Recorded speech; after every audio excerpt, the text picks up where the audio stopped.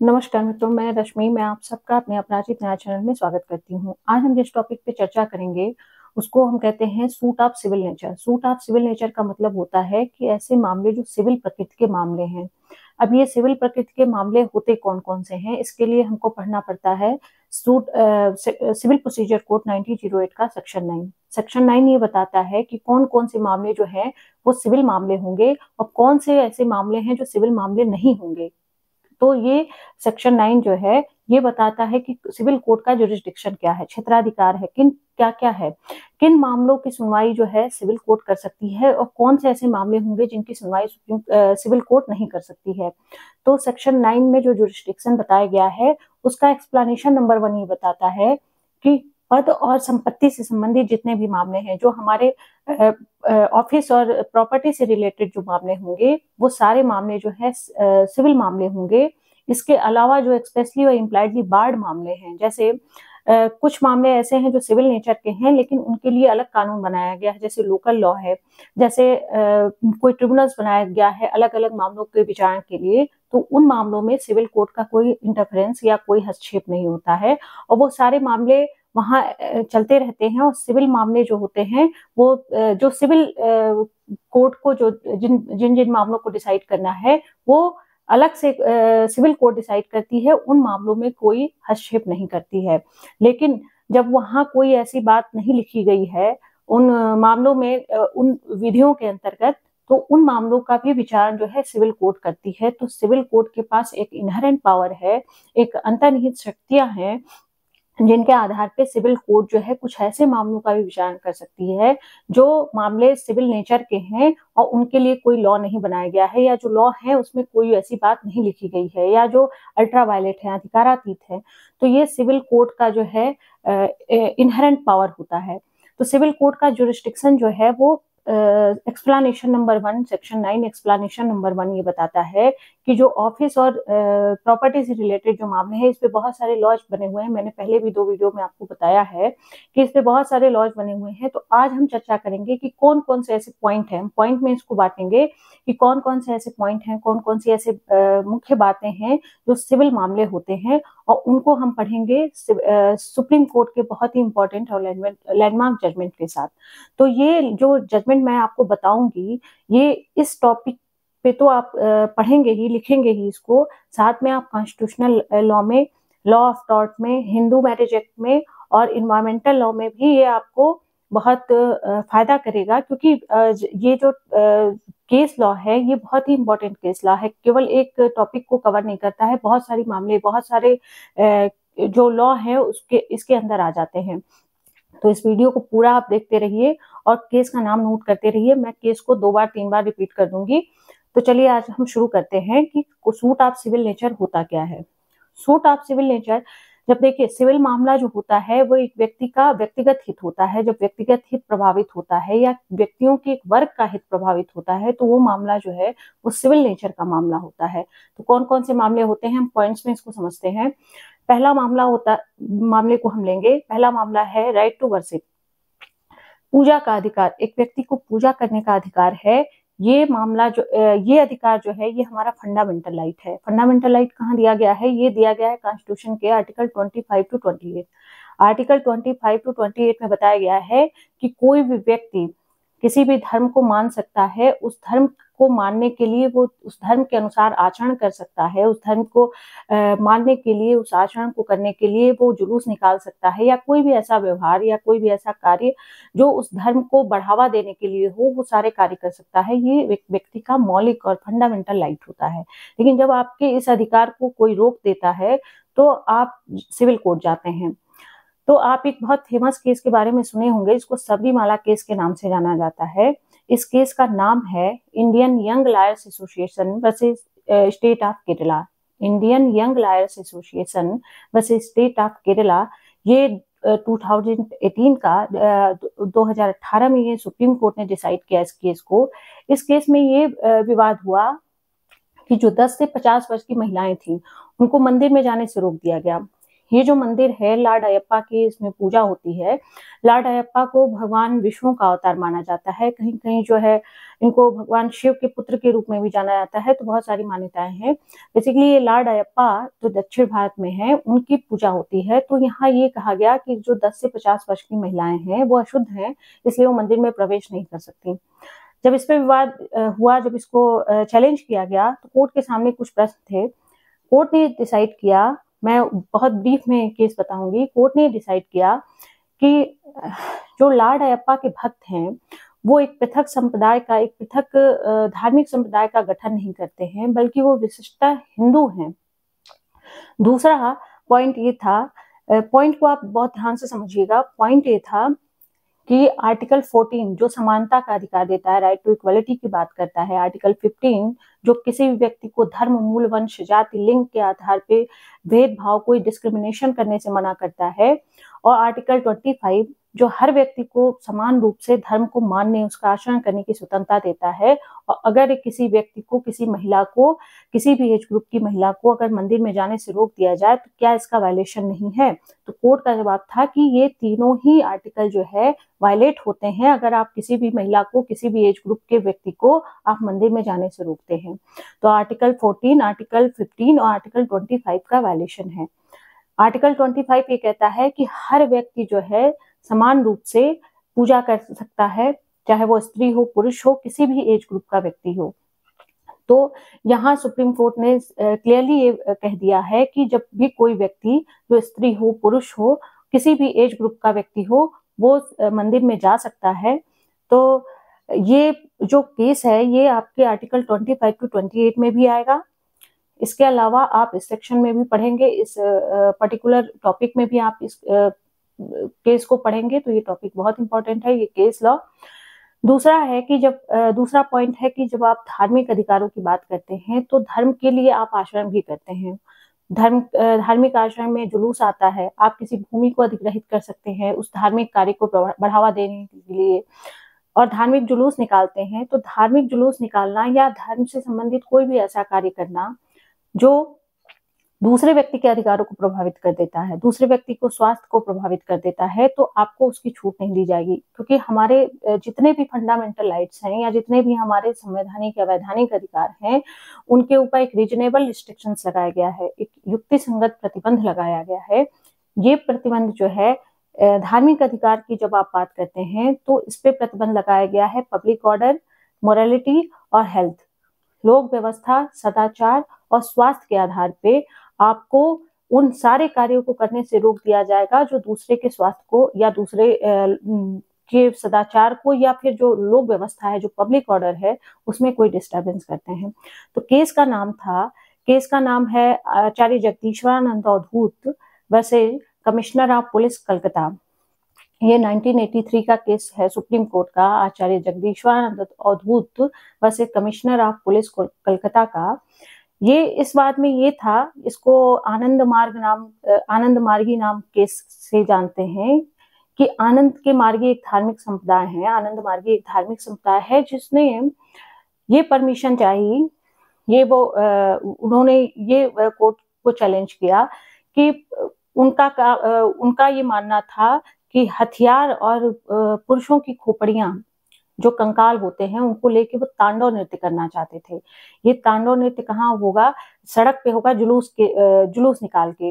तो इससे जो है पब्लिक ऑर्डर डिस्टर्ब हो रहा था, या हो सकता है कि ऐसे आचरण से, ऐसे व्यवहार से, ऐसे धार्मिक कृत्य से किसी व्यक्ति का स्वास्थ्य भी प्रभावित हो। तो इसको रोक दिया गया वहां के तत्कालीन पुलिस कमिश्नर के द्वारा, और उन्होंने जो है सीआरपीसी की धारा 144 लागू कर दी। अब इसको जब चैलेंज किया गया आनंद मार्गियों द्वारा, तो सुप्रीम कोर्ट ने ये कहा कि आपके धार्मिक, ये जो है पुरुष की खोपड़ी लेके चलना या हथियार लेके चलना सार्वजनिक स्थान पे, ये कोई आपका धार्मिक कृत्य नहीं है, या धार्मिक संप्रदाय का या धार्मिक कार्यों का आपका हिस्सा नहीं है। तो पब्लिक ऑर्डर में, आप पब्लिक हेल्थ में और मोरालिटी के आधार पे आप कोई भी ऐसा कार्य नहीं कर सकते हैं जो दूसरे के स्वास्थ्य और नैतिकता को प्रभावित करता हो या पब्लिक ऑर्डर को डिस्टर्ब करता हो। तो ये केस आनंद मार्ग केस के नाम से आता है, जो बहुत इंपॉर्टेंट है। आप इन्वायरमेंटल लॉ में भी जब पब्लिक हेल्थ की बात आती है तो वहाँ ये मेंशन कर सकते हैं इस केस को।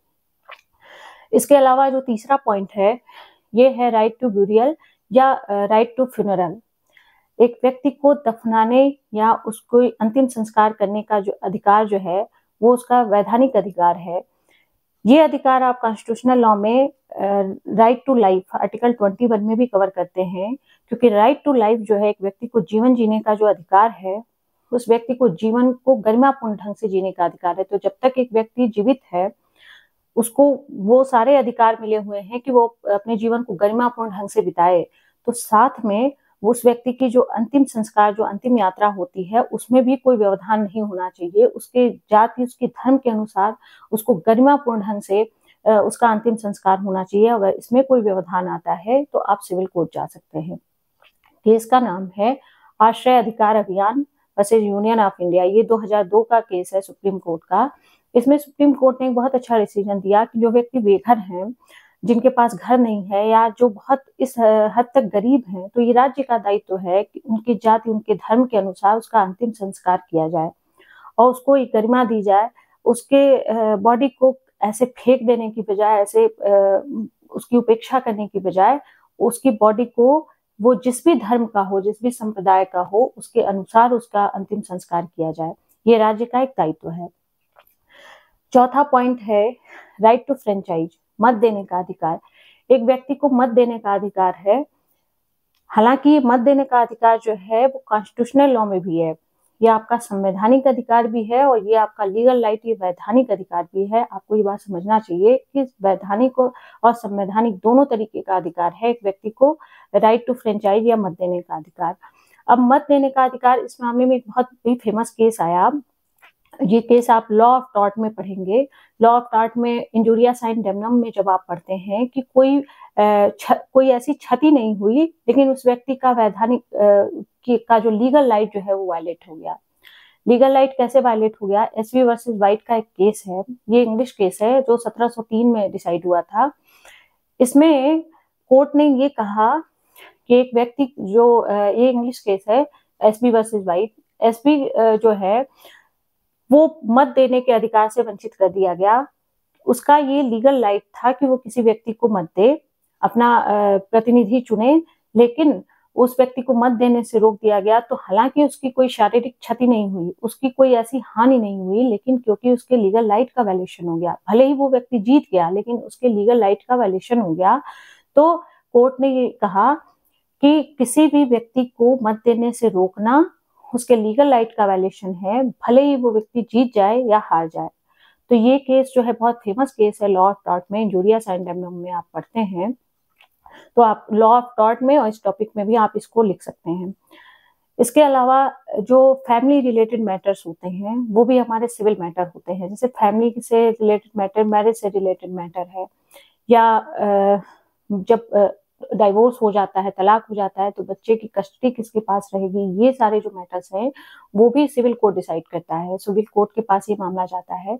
इसमें अभी बहुत ही फेमस एक केस आया है, बहुत ही लैंडमार्क केस जिसको कहेंगे। लैंडमार्क इसलिए कहेंगे क्योंकि जब आप हिंदू मैरिज एक्ट पढ़ते हैं तो हिंदू मैरिज एक्ट के सेक्शन 13 में जो डाइवोर्स के ग्राउंड हैं, जो तलाक के आधार बताए गए हैं, उन आधारों से परे जाके एक आधार बताया गया है सुप्रीम कोर्ट के द्वारा, जो ये हिंदू मैरिज एक्ट में भी बहुत आपको इम्पोर्टेंट है। इसके अलावा आप जो है कॉन्स्टिट्यूशनल लॉ में आर्टिकल 142 कॉन्स्टिट्यूशनल लॉ जो आपको कंप्लीट जस्टिस की बात करता है, पूर्ण न्याय की बात करता है, उसमें भी ये केस जो है बहुत ही महत्वपूर्ण केस है। तो केस का नाम है शिल्पा सैलेश वर्सेस वरुण श्रीनिवासन। शिल्पा सैलेश वर्सेस वरुण श्रीनिवासन का जो केस है ये 1 मई 2023 को डिसाइड हुआ है। इस मामले में सुप्रीम कोर्ट ने ये कहा है कि जो व्यक्ति आपसी सहमति से तलाक लेना चाहते हैं, तो ये आर्टिकल सेक्शन 13B, जो सेक्शन 13B है उसमें हिंदू मैरिज एक्ट के अंतर्गत, उसमें जब आप जाते हैं तलाक लेने तो 6 से 18 महीने का एक टाइम पीरियड दिया जाता है कि कोई भी व्यक्ति डाइवोर्स लेने से पहले 6 से 18 महीने साथ में रह ले, ताकि हो सकता है कि उसका मामला सुलझ जाए और डाइवोर्स तक मामला ना आए। तो कोर्ट ने कहा कि जब कोई दो व्यक्ति जब साथ में रहने के लिए बिल्कुल सहमत नहीं है और शादी इस तरीके से उनकी खराब हो चुकी है, उसमें एक आधार बताया गया है, जो सेक्शन 13 के अलावा एक आधार ग्राउंड दिया गया है, वो उस आधार का नाम है irrebuttable breakdown of marriage. Irrebuttable breakdown of marriage का मतलब होता है कि विवाह असुधारी रूप से टूट चुका है। असुधारी रूप से टूटने का मतलब है कि उसमें सुधार की कोई गुंजाइश नहीं है कि दो व्यक्ति आपस में एक साथ रह सकें, उनके बीच में कोई परस्पर संवाद नहीं है, उसकी कोई गुंजाइश नहीं बची, तो उनको साथ में रहना जो है, उनको साथ में रखना एक क्रुएलिटी होगी। और क्रुएलिटी एक ग्राउंड है आर्टिकल सेक्शन 13 में। हिंदू मैरिज एक्ट के अंतर्गत क्रुएलिटी एक बहुत बड़ा ग्राउंड है। तो जब कोर्ट के द्वारा फोर्स किया जाएगा कि दो लोग साथ में रहें, तो ये भी उनके साथ एक क्रुएलिटी है। इस आधार पे उनको ये टाइम पीरियड ना पूरा करके, इस आधार पे उनको जबरदस्ती जबरन ना रख के आर्टिकल 142 में कोई भी व्यक्ति सीधे सुप्रीम कोर्ट आ सकता है और सुप्रीम कोर्ट जो है वो डाइवोर्स ग्रांट कर देगी। लेकिन इसमें बहुत सारे रिस्ट्रिक्शंस भी हैं। कोई भी व्यक्ति जैसे चाहे जब चाहे सुप्रीम कोर्ट नहीं जा सकता 142 में। ये क्या क्या ग्राउंड है, मैं इस केस को पूरा डिस्कस करके आपको बताऊंगी। लेकिन इस केस में जो सबसे महत्वपूर्ण चीज है वो ये है कि आर्टिकल 142 जो कंप्लीट जस्टिस की बात करता है, जिसमें सुप्रीम कोर्ट को अगर ये लगता है कि उसके समक्ष जो भी मामले लंबित है, पेंडिंग है, उनमें अगर उसके लिए वो कोई भी डिक्री या कोई भी ऑर्डर सुप्रीम कोर्ट पास कर सकता है, अगर उसको लगता है कि कंप्लीट जस्टिस, पूर्ण न्याय की आवश्यकता है। अभी कंप्लीट जस्टिस क्या है, इसको बहुत डिटेल में समझने की जरूरत है, उसको हम एक अलग क्लास में बताएंगे। फिलहाल अभी आप ये केस समझिए कि शिल्पा शैलेश वर्सेस वरुण श्रीनिवासन का जो केस है, ये एक बहुत ही लैंडमार्क केस है, क्योंकि जो जितने ग्राउंड बताए गए हैं उसमें एक नया ग्राउंड जोड़ दिया गया है। इसके अलावा जो पॉइंट है हमारे पास, उसमें ब्रीच ऑफ कॉन्ट्रैक्ट है। दो लोग आपस में संविदा करते हैं कि कोई व्यक्ति काम करेगा, उसके बदले में उसको कुछ कंसिडरेशन या कुछ प्रतिफल दिया जाएगा। दूसरा व्यक्ति काम तो लेता है, लेकिन उसके बदले में उसे कुछ पैसे नहीं देता या उसकी तनख्वाह या उसकी पेंशन को रोक लेता है, तो व्यक्ति ब्रीच ऑफ कॉन्ट्रैक्ट करता है। और उससे जो प्रभावित व्यक्ति है, उससे जो प्रभावित पक्षकार है, वो सीधा सिविल कोर्ट जा सकता है। इसके अलावा कोई व्यक्ति किराया नहीं देता है, घर में रहता है लेकिन किराया नहीं देता है, तो रेंट को पाने के लिए भी आप सिविल कोर्ट जा सकते हैं। एक व्यक्ति जो है वो चेयरमैन की हैसियत रखता है, मतलब उस मैनेजरियल पावर रखता है, बावजूद इसके उसको उस पद से अलग रखा जाता है या नहीं दिया जाता है, तो व्यक्ति सिविल सूट फाइल कर सकता है और सिविल कोर्ट आ सकता है। बहुत सारे ऐसे मामले हैं जहां आपके व्यक्तिगत हित प्रभावित होते हैं, जो विशुद्ध रूप से धार्मिक नहीं होने चाहिए। धर्म उसमें जुड़ा हो, फीस उसमें जुड़ी हो या नहीं जुड़ी हो, लेकिन वो विशुद्ध रूप से धार्मिक या विशुद्ध रूप से जाति से संबंधित मामला नहीं होना चाहिए। ये भी आपको समझना चाहिए कि जो सिविल मामले होते हैं वो प्योरली धर्म से रिलेटेड मामले नहीं होते हैं, उसमें व्यक्ति का कुछ अधिकार जुड़ा होता है, जिसका वायलेशन होने पे वो सिविल कोर्ट जाता है।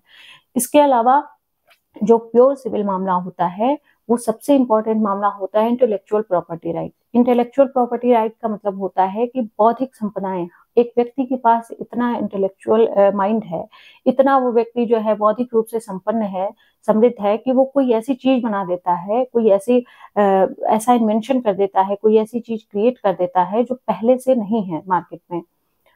तो उसके प्रोटेक्शन के लिए, उसके उन अधिकारों को, उसकी बौद्धिक क्षमता, उसकी मेहनत को प्रोटेक्ट करने के लिए हमारे पास कानून बना हुआ है, जिसको हम कई भागों में पढ़ते हैं। जब हम इंटेलेक्चुअल प्रॉपर्टी राइट पढ़ते हैं तो हम इसको कई भागों में पढ़ते हैं। जैसे एक ट्रेड सीक्रेट है। ट्रेड सीक्रेट का मतलब होता है, जैसे बाजार में आपने कुछ देखा होगा कि कुछ कोल्ड ड्रिंक्स बिकती है, कोल्ड ड्रिंक्स में या कोई सॉफ्ट ड्रिंक बिक रही है, उसको कुछ ऐसे फार्मूले से बनाया जाता है जिस फार्मूले को कोई और व्यक्ति चुरा न ले, कोई और व्यक्ति उसी चीज का प्रयोग करके अपना प्रोडक्ट न बना ले। इसको ट्रेड सीक्रेट कहा जाता है, उसको प्रोटेक्शन के लिए लॉ बना हुआ है। फिर आता है ट्रेडमार्क। ट्रेडमार्क का मतलब होता है कि एक मार्क दे देना किसी चीज को। कोई भी चीज मैंने अगर बनाई तो उसको कोई मार्क दे दिया, जैसे मोबाइल फोन है, अब वो एप्पल का है, नोकिया का है, सैमसंग का है, किस कंपनी का है, उसने अपने कंपनी का एक मार्क बनाया हुआ है और उसको कोई और कॉपी नहीं कर सकता। इसको ट्रेडमार्क कहते हैं, ट्रेड सीक्रेट भी कह सकते हैं या ट्रेडमार्क कहते हैं इसको। इसके अलावा है कॉपीराइट। कॉपीराइट का मतलब होता है कि कॉपीराइट में आपको प्रोटेक्शन दिया जाता है। जैसे आपने कोई बहुत अच्छा म्यूजिक बना दिया, आपने कोई नॉवेल लिख दी, आपने जो है कोई बहुत अच्छी मूवी बना दी, तो ये कॉपीराइट के तहत प्रोटेक्शन में जाएगा। और आपकी इन चीजों को कोई और व्यक्ति कॉपी ना करे, कोई और व्यक्ति अपने नाम से प्रचारित प्रसारित ना करे, इसके लिए आप इंटेलेक्चुअल प्रॉपर्टी राइट में कानून बना हुआ है, आपको इसको प्रोटेक्शन दिया जाएगा। इसके अलावा एक पेटेंट होता है। पेटेंट उन चीजों का होता है जो टेक्नोलॉजी से रिलेटेड चीजें हैं। जैसे कोई आपने ऐसा नया इन्वेंशन कर दिया है जो पहले से नहीं है, कोई आपने ऐसी चीज बना दी, टेक्निकल चीज जो कोई और बनाया ही नहीं अभी तक, तो उसको हम पेटेंट में प्रोटेक्ट करते हैं। तो ये जो सारे टॉपिक हैं, इसके अलावा भी बहुत सारे ऐसे टॉपिक हो सकते हैं या होते हैं जो हमारे पद और संपत्ति से संबंधित मामले हैं, जिसमें विशुद्ध रूप से धर्म और जाति का मामला नहीं होना चाहिए। धर्म और जाति का मामला तब आता है जब उसमें व्यक्ति के अधिकार भी जुड़े होते हैं।